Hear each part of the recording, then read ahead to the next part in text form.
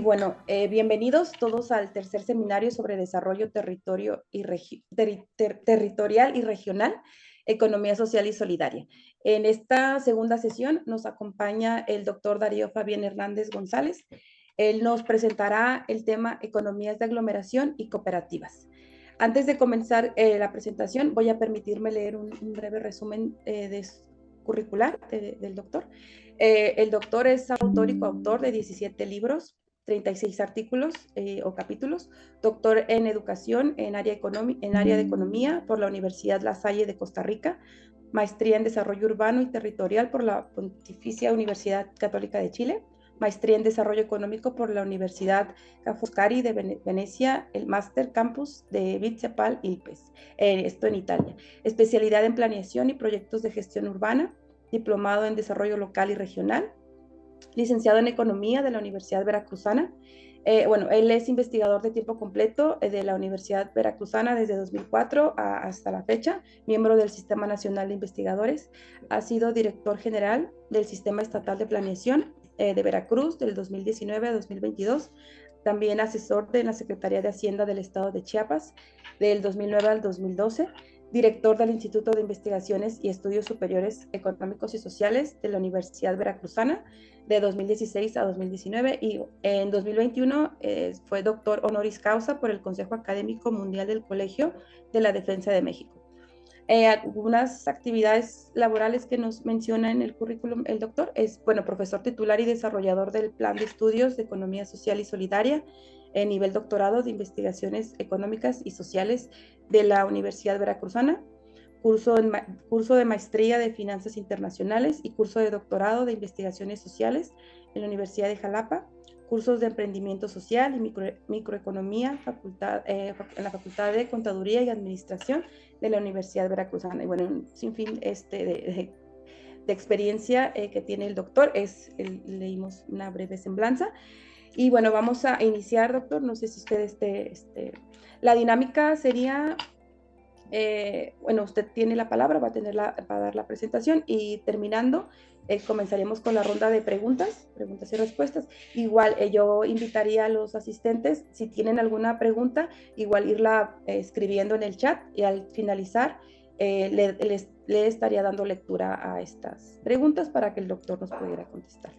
Entonces, sin más, vamos con la estrella de la sesión del día de hoy, el doctor Darío Fabián. Doctor, ¿usted quiere presentar o igual no sé si quiera Sí, que le... les agradezco mucho, queridas doctoras. Pues comenzamos de una vez si quieren. Ok, perfecto. Muy bien. Miren, pues creo que ya se ve la presentación en pantalla. Ya Sí. pues bueno, estamos en este hermoso seminario, este tercer seminario sobre desarrollo territorial regional. Agradecemos muy enfáticamente a la Universidad Autónoma de Nayarit, a la Maestría en Desarrollo Local, Económico Local, que han hecho un esfuerzo muy loable para desarrollar un evento tan bonito, tan importante y bueno, que invitan a su servidor y a otras personalidades mucho más importantes a participar. Les agradezco mucho, doctora María de Lourdes. Les agradezco a ambas esta posibilidad de compartir un poco de este tema que es tan apasionante, las economías de aglomeración y las cooperativas, que creo que son una de las bases y fundamentos de la economía social y solidaria, que es este tema de este seminario. Bueno, para entrar en materia, vamos a decir que dividimos la presentación en 4 temas generales y unas conclusiones. El primer tema tiene que ver con una visión de origen de la economía social y solidaria en América Latina y el Caribe. Otro tema que vamos a abordar es la doctrina cooperativista, cómo fue, y bueno, ahora que ya hay ley sobre que está en México, se está aprobando la ley de cooperativas actualmente, bueno, su origen y destino de esta ley. Las economías de aglomeración, especialmente en México, pero vamos a tocar casos de América Latina, y la importancia del marco legal para que todo esto, yo creo que para el desarrollo local conocer, trabajar el marco legal y regulatorio es fundamental. Sin el marco legal y regulatorio, nuestros trabajos de investigación muchas veces no tienen el efecto de desarrollo que queremos que tenga, especialmente en el tema económico y local. Bueno, vamos a concluir con un ejemplo de cómo lo hicimos en la Veracruzana, en la Universidad Veracruzana, cómo pasamos de un evento académico, que es el Congreso Tequio, y a una cooperativa, precisamente como de lo académico pasamos a una cooperativa que se llama Biecoart, que está funcionando actualmente. Y bueno, empezamos con el primer tema, que tiene que ver con los orígenes de la economía social y solidaria en América Latina y el Caribe. Bueno, hay que precisar que es un enfoque científico, porque en economía social y solidaria hay mucho de temas de estudio de caso, de estudios que tratan o intentan trabajar temas de ciencia, pero el enfoque que le vamos a dar es de ciencia de frontera, con algunos elementos que hacen que el proceso científico tenga ciertas características para América Latina.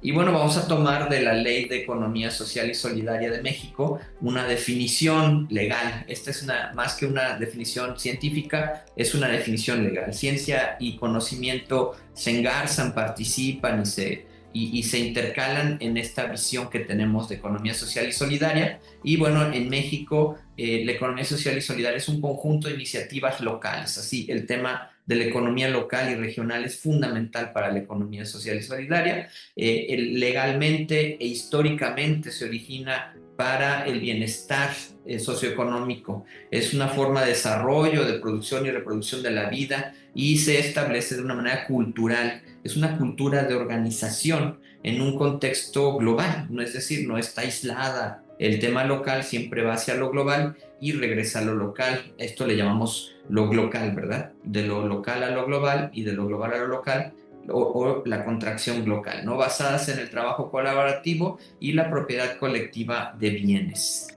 Esto en la Ley de Economía Social y Solidaria de México. Continuando con esta ley, la economía social y solidaria busca las relaciones de solidaridad y de confianza, del espíritu comunitario, de la participación en la sociedad. Esto del espíritu comunitario viene mucho de Max Weber, del espíritu del capitalismo. Aquí se habla en economía social y solidaria. Imagina llegar a un lugar completamente y social, donde la sociedad básicamente fortalece procesos de integración para la producción, para el consumo, la distribución y el ahorro, también para el préstamo. El tema financiero no es un tema ajeno de la economía social y solidaria. Todos los campos de análisis de la economía en general son tomados, retomados y aplicados en la economía social y solidaria para satisfacer las necesidades de sus integrantes y de las comunidades donde ellas se desarrollan. Esto es el marco legal, pero además podemos incluir que en países europeos y anglosajones la economía social y solidaria se le considera un proceso muchas veces ahistórico, y me refiero principalmente a Estados Unidos, un poco menos. Imagina llegar a un lugar completamente. Es un tema del momento, ¿no? Es un tema ahora. En América Latina es fundamental la comprensión histórica. En Europa y Estados Unidos no siempre. Y la subvención es una parte de ese tipo de economía ahistórica, se le encuentra inserta en el mundo neoliberal. Y en América Latina la economía social y solidaria es una visión paralela. No lo sustituye ni trata de hacerlo al mundo capitalista duro, sino que más bien busca alternativas de organización, producción, distribución y consumo. Insistimos, la economía social y solidaria en su definición tiene un origen histórico o microhistórico, si gustan, precolombino mestizo, ¿no? Esta presencia del origen del trabajo comunal, de la milpa, el trabajo del tequio, la faena compartida, el mercadillo, ¿no? Los mercadillos. Estos temas son muy de corte precolombino mestizo. Obviamente con la presencia de Europa, con la colonización, pues se hizo también un tema católico, ¿no? Un tema de la forma de organización social. En la economía social y solidaria definitivamente hay una presencia muy fuerte y determinante de la doctrina social de la Iglesia Católica. No seamos católicos o no, está metido en nuestro tipo de economía, sea social y solidaria o cualquier tipo de economía. y bueno, también lo de la Comisión Económica para América Latina, la planeación estructuralista que tuvo un efecto muy importante y todavía presente en América Latina. Entonces, decimos que estas definiciones de economía social y solidaria en América Latina y en México, por lo menos tienen 3 elementos importantes que enfatizar: el origen precolombino mestizo, el teológico católico y el estructuralista latinoamericano. Luego vamos a ver que es diferente del de Estados Unidos y de Europa por algunos detalles que ahora vamos a ver. Pero también, para concluir el tema de la definición de economía social y solidaria, queremos citar a uno de los ponentes, que además es muy importante en América Latina y el mundo, sobre qué es economía social y solidaria. Y él dice que la economía social y solidaria es la que produce una sociedad y no solo cuestiones materiales, economicistas, genera valores para satisfacer necesidades de quienes participan, de los productores, de las comunidades. Normalmente tiene una base territorial, étnica, social y cultural, y no está orientada solamente a la ganancia y a la acumulación capital, es ilimitada, ¿no? Entonces, esta visión de economía social y solidaria creo que es vigente, creo que es un aporte muy importante. Ya lo veremos cómo lo veremos en la siguiente sesión, pero creo que tiene que ver mucho con lo que les venía explicando.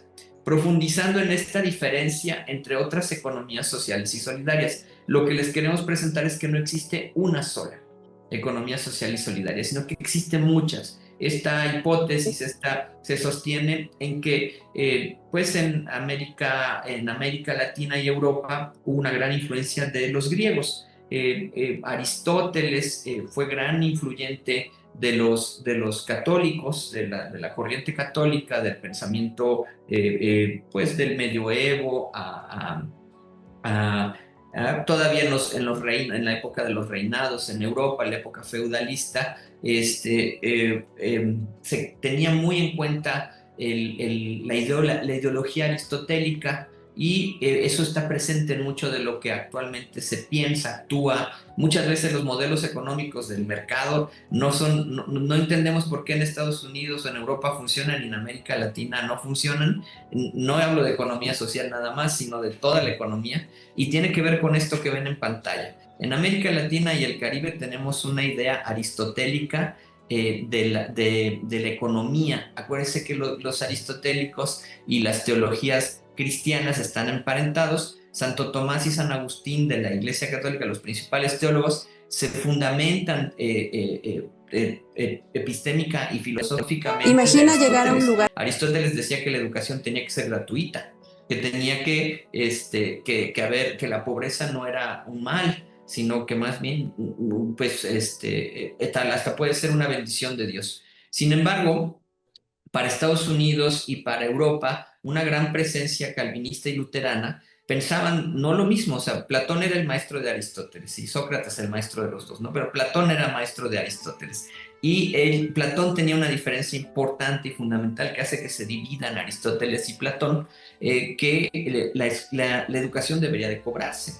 Que el maestro tiene la necesidad de ganar, de tener ganancias, y además las teologías calvinistas y luteranas ven la pobreza como castigo divino. Estoy siendo demasiado permisivo en la apreciación, pero de fondo esto lo dice Max Weber. Hay una ética protestante en el capitalismo y se refiere a esta visión calvinista y luterana respecto a, muchas cosas, pero también respecto a que la pobreza puede llegar a ser un castigo divino, y que tener buena solvencia económica, acceso a bienes materiales y Imagina llegar a un lugar. tiene que ver con un don divino. Y esto se llama espíritu del capitalismo, y eso está muy presente en la forma de hacer economía de Europa y de Norteamérica. Y en América Latina no, la pobreza, aunque se practiquen religiones diferentes o no se practiquen religiones en América Latina, los latinoamericanos en nuestra creación de identidad histórica, pues la pobreza es parte de nuestra genealogía y de nuestra forma de ver el mundo. Nuestra ideología es mestiza, puede ser independentista y revolucionaria, pero es mestiza, mezclada. En cambio, en Europa y principalmente en Estados Unidos y Canadá, es segregacionista, llega a ser incluso racista y clasista, y Donald Trump es un ejemplo hoy día de esto que les estoy exponiendo, es actual. Los emigrantes no son bienvenidos, aunque sean buenos trabajadores, aunque ya tengan la residencia hace 20 años, se las están quitando, los migrantes no son bien recibidos, etcétera. Este segregacionismo clasista y muchas veces racista está presente actualmente. Para la economía social y solidaria de América Latina y el Caribe, pues la microhistoria, los pensamientos de lo local, de este desarrollo local, parte de historias locales. Esto es la microhistoria, y nosotros le damos un espíritu de complejidad para entenderla mejor. Microhistoria compleja, en cambio, en Europa y Estados Unidos, pues no es tanto que ver con la historia, sino que se crean nuevas historias a partir de estas prácticas económicas, sociales y solidarias. Para América Latina, la planeación es principalmente estructural, es fundamental para hacer una economía social y solidaria. Para el neoliberalismo, la economía social y solidaria, la historia no es tan importante, ni la planeación. Entonces, el territorio es importante en América Latina, de lo local, decimos de lo local a lo global y lo regional.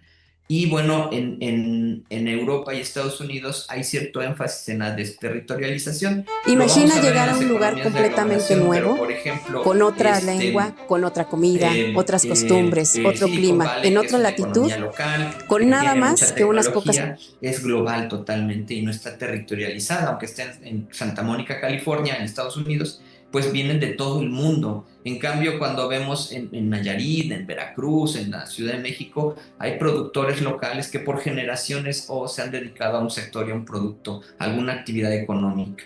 Bueno, pero ¿qué tienen en común estas dos economías sociales y solidarias? No se trata de cuestiones culturales, tiene que ver con teológicas, poblacionales, históricas, formas de pensamiento, pero hay algo que las une, y es el tema de la conferencia que les comparto hoy. Son las economías de aglomeración. Algunas llegan a ser casi siempre cooperativas. En Europa, en Estados Unidos, en América Latina, las economías de aglomeración son un buen puente entre la economía social y solidaria europea y estadounidense o canadiense con las latinoamericanas. Les agradezco. Y bueno, mucho, el proceso de ciencia del que nos referimos, o lo que les proponemos para el desarrollo económico local, desarrollo económico y social local, es un proceso donde cuando ustedes como científicos, como maestros en desarrollo Imagina local llegar a un lugar regional, completamente cuando nuevo, vayan al desarrollo con económico, otra. y van a atender una localidad o una población que se dedica a un sector, a un producto, a un servicio,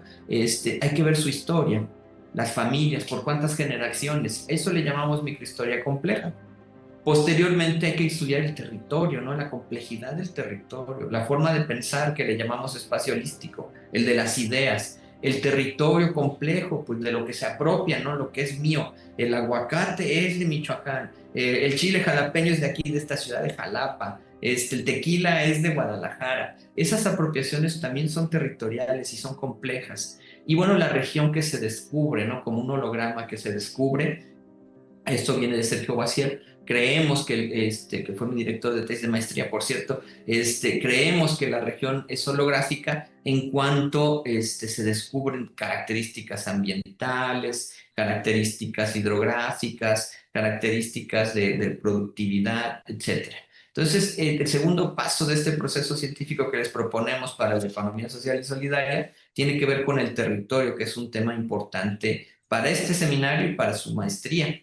Y un tema que muchas veces olvidamos los científicos y la gente, pues que las leyes y los reglamentos importan, las normas internacionales del sector y producto que trabajamos, los ODS, la Agenda 2030, la planeación nacional, el Plan México que ahorita tiene que ver, pero las leyes que soportan esas planeaciones, la Ley de Economía Social y Solidaria, la Ley de Cooperativas, la Ley de Economía Circular, la Ley de Economía naranja, ¿no? Y esas otras son marcos regulatorios que hay que atender. Otro tema es que muchas veces en el desarrollo económico local no comprendemos y no entendemos las economías de aglomeración, las cooperativas, los distritos industriales, los clústeres y otros tipos de economías de aglomeración que hay y que no planeamos, ¿no? No vemos todo este conjunto para hacer una planeación y no vemos el tema del decolonialismo, el tema de nuestra identidad latinoamericana, mexicana.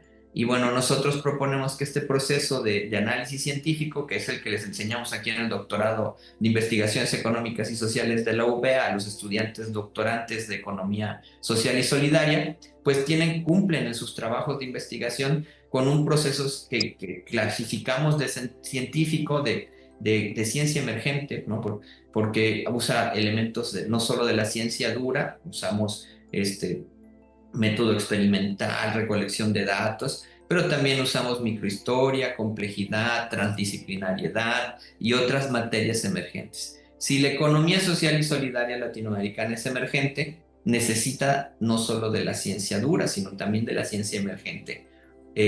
Nos referimos a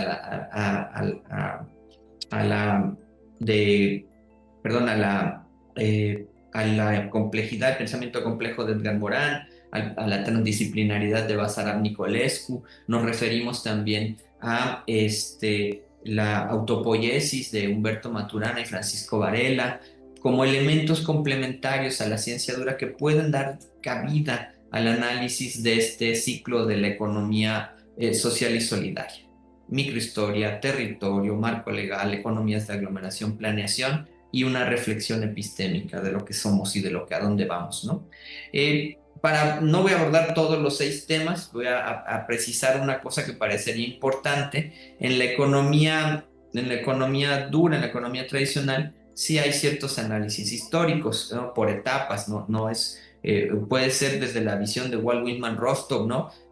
Ciertos momentos por etapas, a veces o también por ciclos, nuestros estudios, nuestras tesis y nuestros trabajos de campo los hacemos como por etapas del tiempo, o las hacemos como por ciclos económicos pero creemos que eso no es suficiente para hacer una microhistoria compleja. Los análisis de datos son importantes, los ciclos de comportamiento son importantes, y los testimonios de las personas que van creando un bucle, muy al estilo de los Fibonacci y los temas de recursividad de Morin, de los ciclos. Una historia que no sea ni etapas ni ciclos nada más, sino que sea como cuando algo pasa y se repite, ¿no? Y se repite y cada vez pareciera que cambiamos la historia, pero se vuelve a repetir. Esa visión por ciclos es importante para la economía social y solidaria latinoamericana, para los estudios de economías de aglomeración. Bueno, hay una economía, además de esta visión de una economía social y solidaria científica, de ciencia alterna, de ciencia emergente, pues también hay doctrinas cooperativistas en México. En muchos países de América Latina ya está vigente, y en México recientemente se va a abrir una actualización de la ley de cooperativas. Existe un gran movimiento en México de estas cooperativas, pero esto empieza igual que la economía tradicional. Igual en ese momento decimos que inicia tanto la economía tradicional, el capitalismo que conocemos al día, también inicia la economía social y solidaria. Son paralelas. Empieza con el movimiento cooperativo. La sociedad equitativa de los pioneros de Rochdale en 1844 se empieza a hacer también más científica la economía social y solidaria a la hora de incorporar temas como las cooperativas, ¿no? Estas formas de organización de artesanos, de los fundadores de este tipo de economía.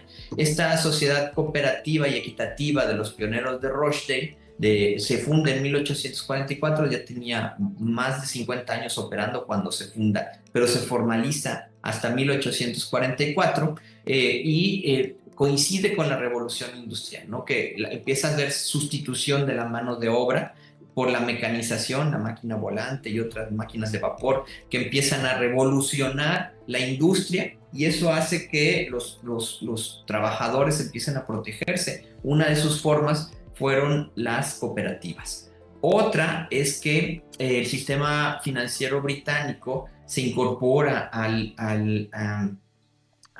la estrategia global, o los países empiezan a tomar de los privados, de los bancos privados, tomar el control de la moneda y el monopolio de la emisión de la moneda a nivel nacional.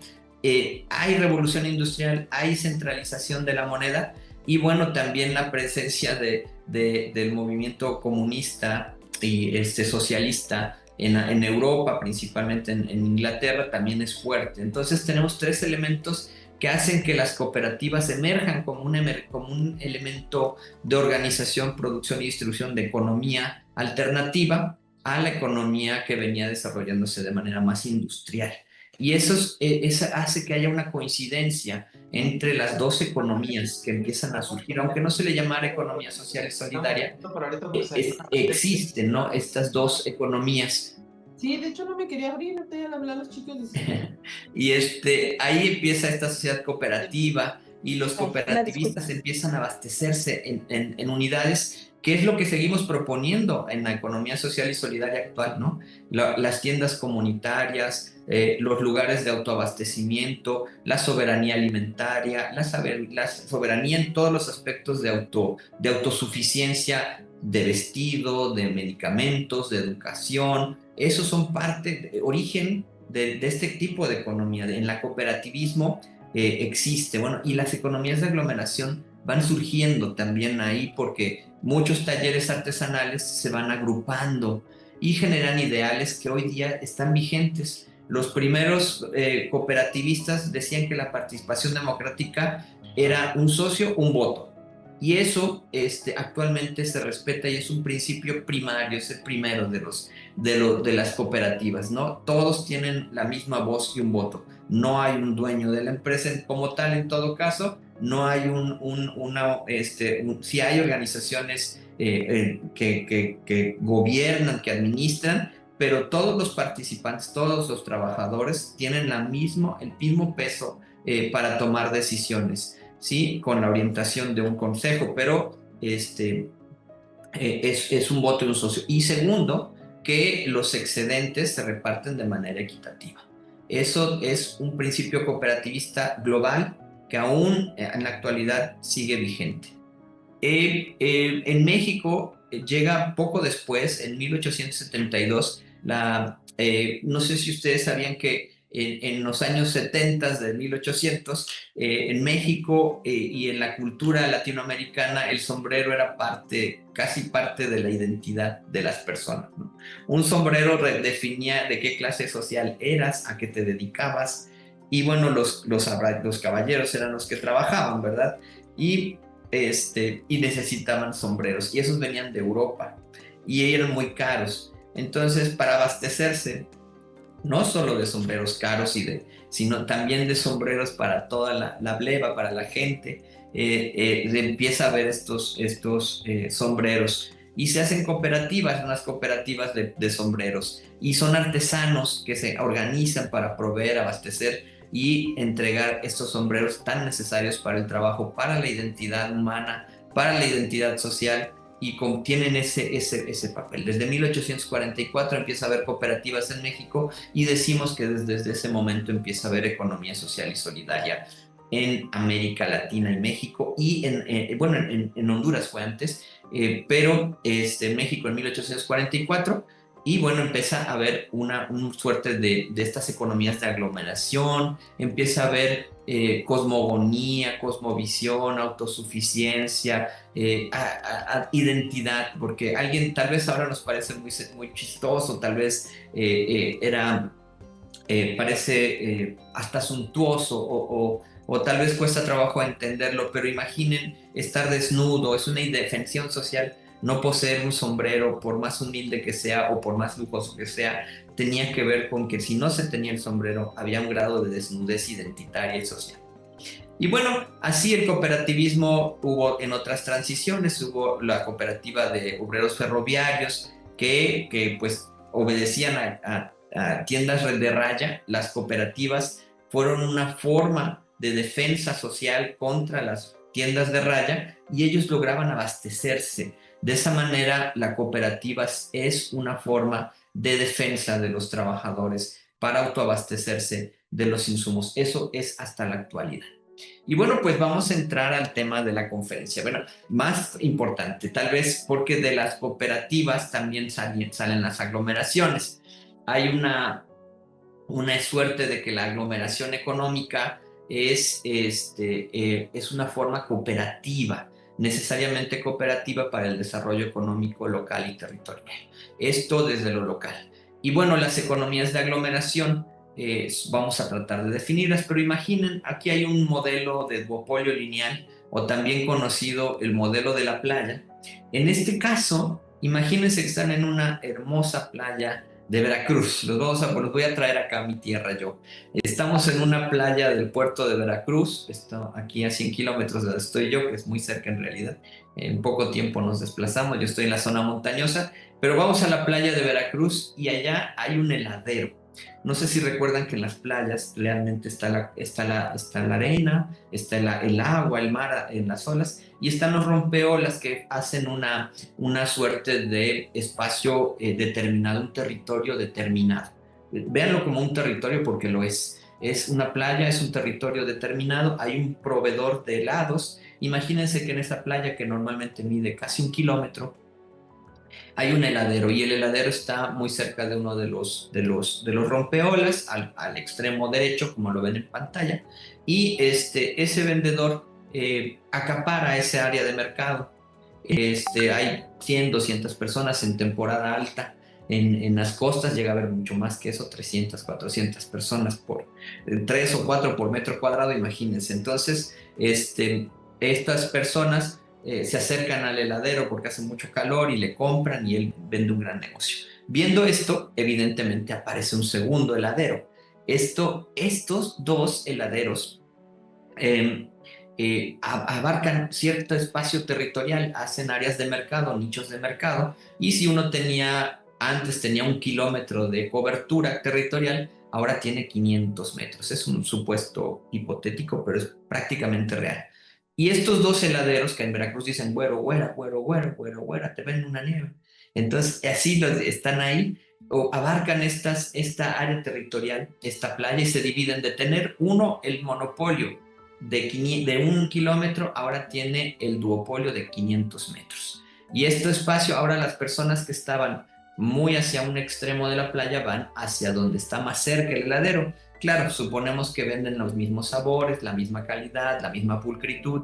Los dos son de la misma, venden exactamente lo mismo, al mismo precio, a la misma calidad. Y las personas lo único que define su desplazamiento es la cercanía.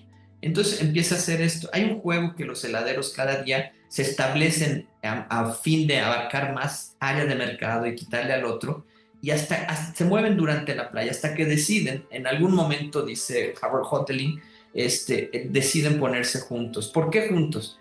Porque al ofertar la misma calidad, el mismo servicio, el mismo producto, el mismo precio, el área de mercado vuelve a ser de 1 kilómetro para ellos dos. Y ahí se distribuyen homogéneamente el territorio. Esto no solo explica un duopolio lineal, que es para lo que originalmente Harold Hotelling creó este modelo de la playa, o el duopolio lineal.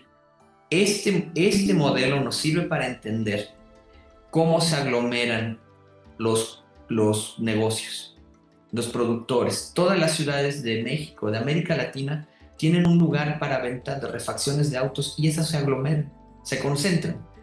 Hay un lugar para compra de refacciones, un lugar para compra de mercadillo, frutas, verduras, y se concentran los mercadillos tradicionales de frutas, verduras, flores, alimentos. Son concentraciones. Los mismos malls o los centros comerciales son aglomeraciones que obedecen a este principio de aglomeración. La economía tiende a generar aglomeraciones. Hay casos que no puede ser, por ejemplo, las gasolineras, las tortillerías. Hay productos y servicios que muchas veces se aglomeran, pero no es la condición óptima, ¿verdad? No va a pasar como con los heladeros. Pero la mayor parte de las actividades productivas tienden esta lógica de aglomeración derivada de un duopolio. Entonces, aquí lo que yo les quiero mostrar es que existen diferentes tipos, ya que vimos cómo se aglomeran, cómo existen diferentes formas de aglomeración. Hay cooperativas, hay distritos industriales, hay clústeres, hay otras muchas formas de aglomeración económica. Y bueno, les voy a pasar rápido para que las veamos. Pero bueno, las cooperativas tienen que ver, incluso pueden ser de los tres tipos: cooperativas, industriales y clúster al mismo tiempo, o una proporción diferente de cada una de ellas. Las cooperativas enfatizan la organización social, los distritos industriales, los productos tradicionales de baja tasa de retorno de la inversión, el sector alimenticio, el vestido, el calzado, tiene que ver con la artesanía principalmente, y los clústeres tienen que ver más con la tecnología. Miren, uno de los grandes autores fue Giacomo Beccatini en Italia. Él habla que las economías de aglomeración tienen una gran reserva cultural. Pueblos que se dedican a la fabricación de zapatos, a la fabricación de tejidos, a la fabricación de muebles, a embutidos, vinos y licores, etcétera. Tienen valores y normas sociales, y tienen un proceso de industrialización de base, sea artesanal o no, es una forma de producción que puede ser industrializable.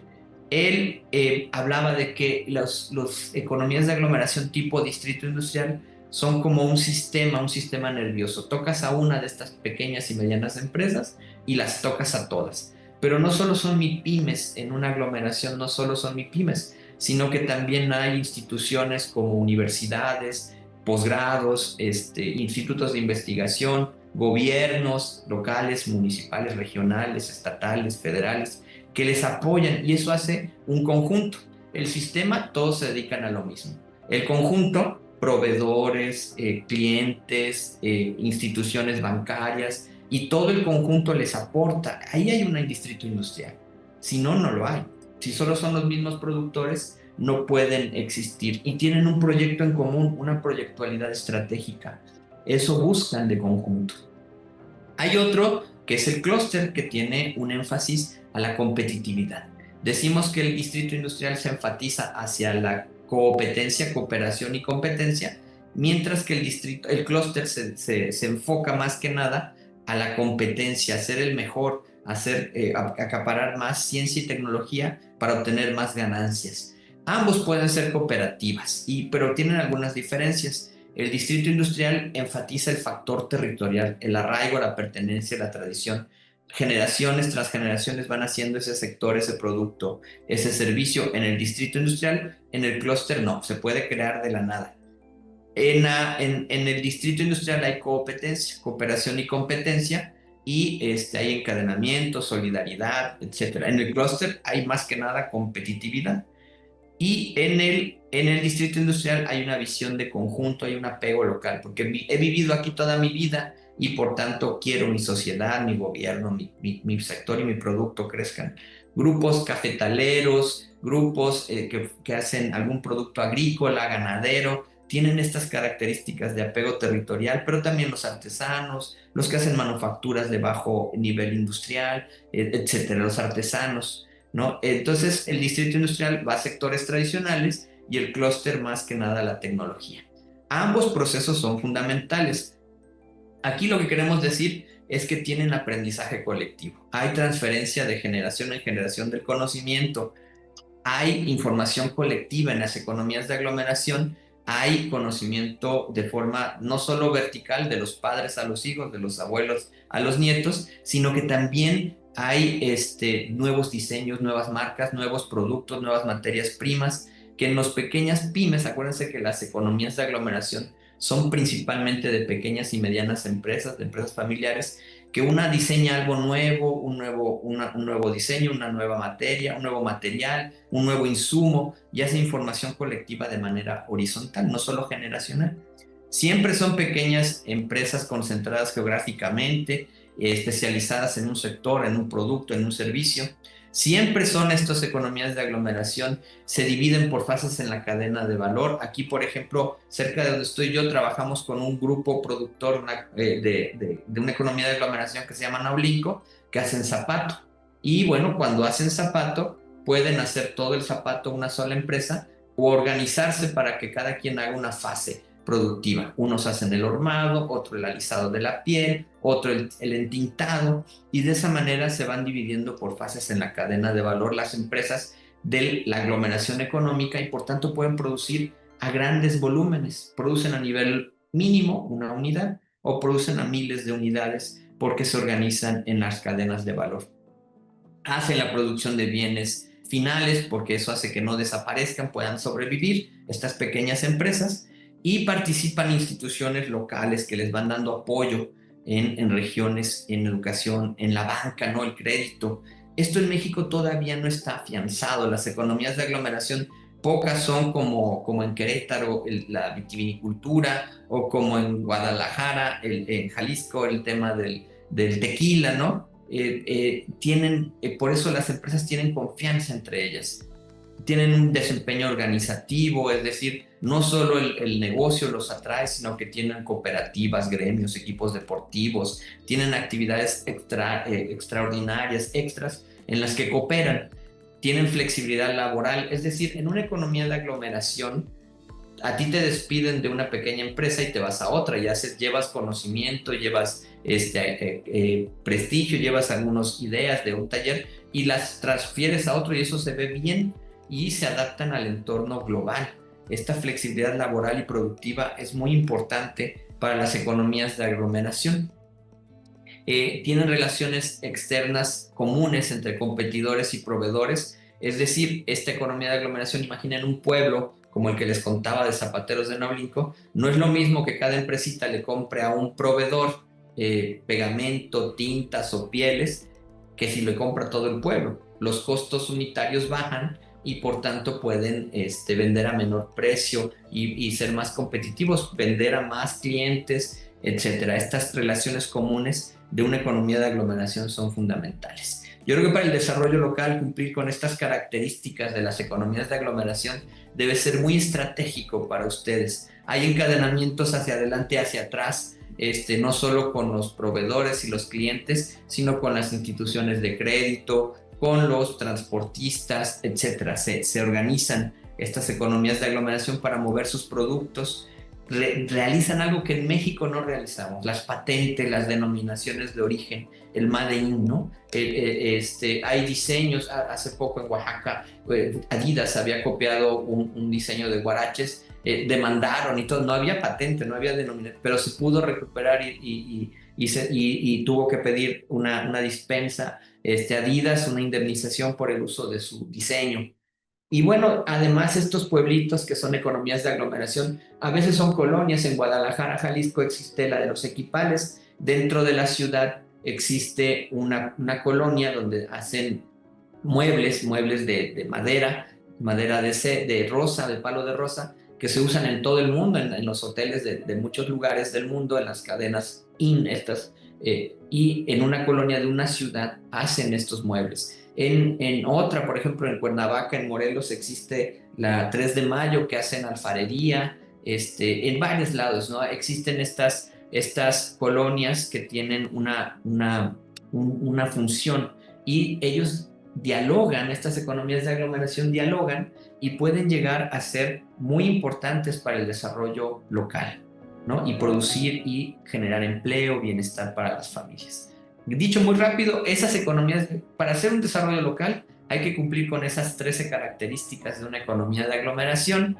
Y bueno, rápidamente también les voy a decir que actualmente la ley de economía circular, que está por aprobarse, la ley de economía social y solidaria, que ya está aprobada, ambas economías emanan del artículo 25 constitucional, y hay leyes reglamentarias y secundarias que derivan de ellos. La ley, no voy a profundizar mucho en la ley, pero les recomiendo que lean la ley de economía social, que deriva del párrafo 8 de la Constitución, del artículo 25 constitucional, donde se leen las atribuciones del sector social y de las cooperativas. Aquí podemos tener un sustento legal para el desarrollo local desde el marco legal. La economía social y solidaria tiene su propia ley reglamentaria, tiene leyes secundarias, se vincula con la ley artesanal de FONAR, se vincula con la ley de planeación nacional, del Sistema Nacional de Planeación. Para el sistema municipal, los planes municipales, los planes estatales, el plan nacional, el plan México, que tiene contemplada algunas cosas actualmente en México. Todas estas leyes están vinculadas. ¿Qué les quiero enfatizar de la ley de economía social y solidaria? Que es para cooperativas, ejidos, mutualistas, Todas estas empresas sociales, incluso asociaciones civiles, organismos, ONGs, estas organizaciones no gubernamentales, pueden caer dentro de esta ley y pueden generar buenos estándares de bienestar y de encuentro social, de protección ambiental, de protección del patrimonio dentro de estas estructuras. Muchas veces creemos que el desarrollo local solamente es con grandes empresas o con pymes, pero las empresas sociales o las cooperativas las dejamos de lado y son muy importantes para el desarrollo. Y bueno, yo quisiera, por tiempo me voy a ir muy rápido en temas, les invito a revisar la ley, ya le pasé también la presentación a nuestra querida doctora María de Lourdes para que se las comparta. Y bueno, para ir concluyendo, miren, nosotros aquí en la Veracruzana llevamos desde 2006, pero ya oficialmente desde 2009 a la fecha haciendo el Congreso Tequio. El Congreso Tequio es una forma de investigación que convoca a estudiantes de muchas carreras a participar en actividades, pueden ser del área de humanidades, económico-administrativa, de las ingenierías, del sector salud. Todos vienen a nuestro instituto a trabajar economía social. Bueno, venían, ahorita tenemos pausa con los estudiantes de licenciatura, estamos más enfocados a los de doctorado, pero también ellos, ahorita les voy a decir que como los estudiantes de doctorado vienen, trabajan economía social y solidaria y con los productores locales. Trabajamos con los que hacen vinos, licores, cuadernos, bisutería, tejidos, zapatos, y así buscamos que ellos presenten sus productos, que los estudiantes hagan visitas como la que ven aquí. Estamos en un pueblito que se llama San Antonio Limón Totalco. En ese pueblito se dedican a hacer ramos de novia. Hay 332 talleres que hacen ramos de novia para todo el país, casi nadie lo sabe. Fabrican estos ramos de novia, hasta Estados Unidos se van y los estudiamos, apoyamos con ellos, trabajamos a nivel local, trabajos de servicio social, recepcionales, trabajos de curso, tutorías de investigación y patentes, ¿no? Diseño de patentes. Ahí trabajamos también en una forma que le llamamos de pentahélice. Convocamos a estas reuniones artesanos, los de la localidad, la economía de aglomeración de ramos de novia, economía de aglomeración de zapateros de Naulinco, alfareras de San Miguel Aguasuelos, por ejemplo, son algunas de las que trabajamos. Invitamos a los productores, a las MIPYMES artesanales, a los gobiernos estatal, federal y municipal que tienen que ver con la economía, a empresarios grandes y otras cámaras empresariales de comercio, etcétera, asociaciones civiles que protegen la cultura, la tradición, el patrimonio ambiental, el patrimonio construido, y nosotros como educación superior participamos en esos campos, esos 6 campos que les dije, los vamos cumpliendo: microhistoria, luego economías de aglomeración, luego territorio y etcétera, ¿no? Hacemos esta pentahélice y tratamos de trabajar el eje de la economía, el medio ambiente y la sociedad con todos estos actores para el desarrollo local. Así se ve una reunión como lo que ven en pantalla de pentahélice. Ahí están los actores. ¿Qué vamos a hacer para mejorar las condiciones de estos productores? Aquí estábamos hablando temas de los productores de naranja, del norte del estado de Veracruz, hacia Tamaulipas. Estábamos hablando de productores de la región de Papantla, de vainilla, etcétera. Hablábamos de muchos productores en esta reunión, y bueno, también veíamos productos locales, los pescaditos, las alfarerías, los frituras, los chocolates. Tradición, cultura, tiene que ver con economía de aglomeración. Los pueblitos que se dedican a los tejidos, al chocolate, al tascalate, a tantos productos y riqueza que tiene México y América Latina, tejidos, miel, alimentos. Este es un taller muy productivo, parecería muy rudimentario, pero es altamente productivo, de calzado en Naulinco. Nosotros trabajamos con los jóvenes, no solo de educación superior, también de nivel local. Este es un productor de ramos en Totalco, y bueno, estos son productores de trucha, estudiantes con los productores de trucha de la zona de Jico, Teocelo, Coatepec, cerca de Jalapa. Y luego de que hacemos investigaciones con ellos, estudios de caso, propuestas de desarrollo, de marketing, manejo de marca, lo que hayamos trabajado se llevan a un congreso tequio. Y ahí se lleva el productor, van Imagina invitados llegar a un productores, lugar exponen, completamente venden, nuevo, y los con otra estudiantes y lengua, académicos con otra hacen sus comida, reportes otras de qué hicieron de costumbres, otro investigación clima, con en ellos. otra latitud, Así trabajamos el con desarrollo nada local. más que unas Organizamos pocas estos congresos pertenencias. que yo creo que Eso para este vivieron año nos decenas van de a inmigrantes acompañar italianos a los finales del siglo estudiantes y los XIX, cuando compañeros fundaron la de colonia la Manuel maestría en González, desarrollo ubicada en el económico municipio de local. Centla, en el Ojalá estado de puedan venir a Veracruz, en la participar zona con montañosa. nosotros. Y bueno, este fue Pero el ¿qué pasó último, el año después? pasado no ¿Cómo hicimos, una comunidad inmigrante logra mantener hicimos, su ¿cómo se identidad ve?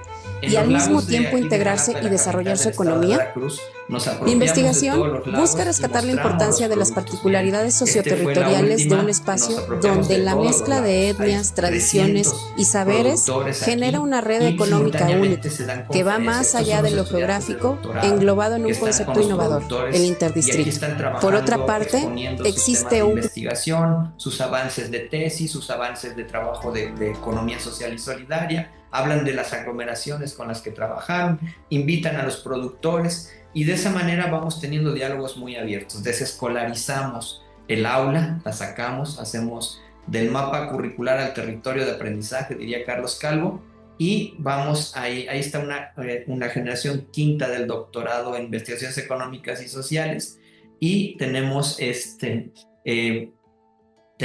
incluso hay autoridades universitarias, municipales, en cada una de nuestras actividades. Básicamente invitamos incluso a veces ha habido cónsules, embajadores de otros países y lo hacemos recurrentemente.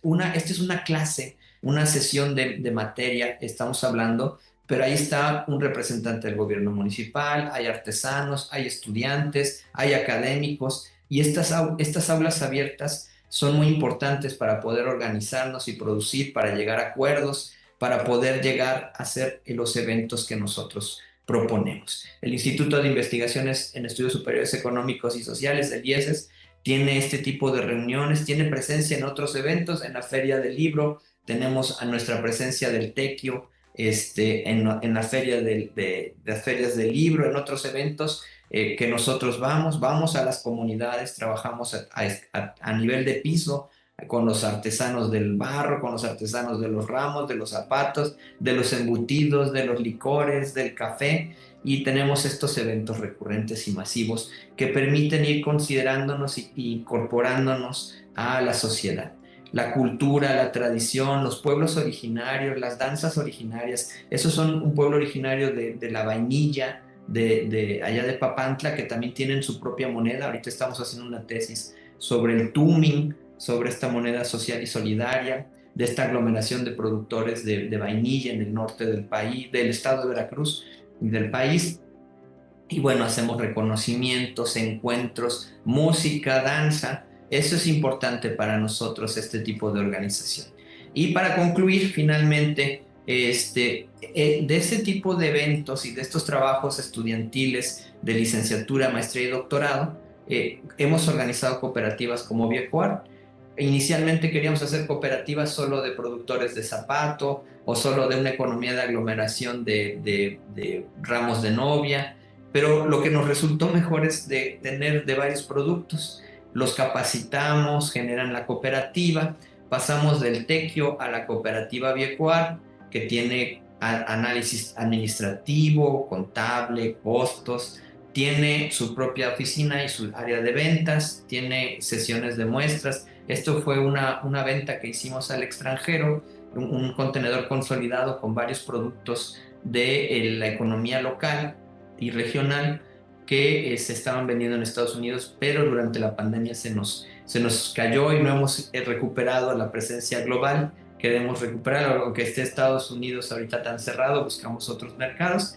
Tenemos presencia en redes sociales con muchos productores, con muchos seguidores.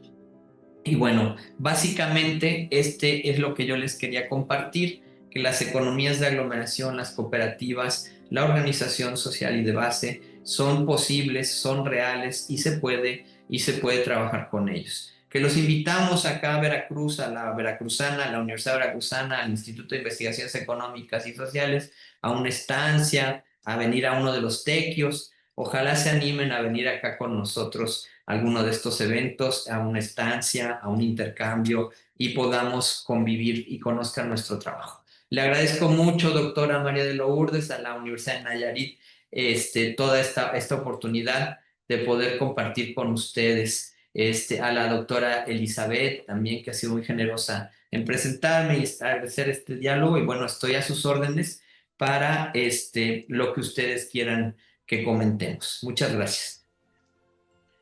Muchas gracias, doctor. Interesantísimo el tema y sobre todo los casos y la experiencia.